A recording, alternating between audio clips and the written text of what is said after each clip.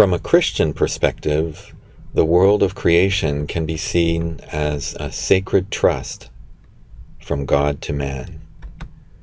Therefore, as the trustee of this divine gift, humans should treat the divine creation as his most precious bestowal.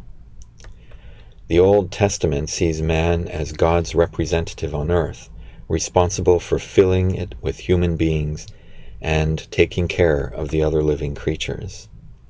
Because the human being is made in God's image, he must display divine qualities in dealing with his fellow creatures, showing care and justice towards God's creation.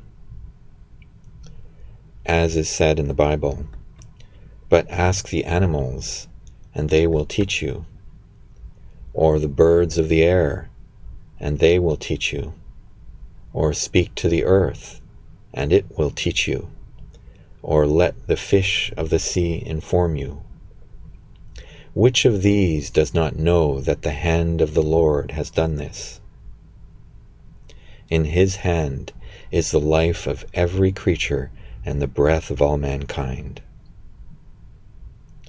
This is from the book of Job,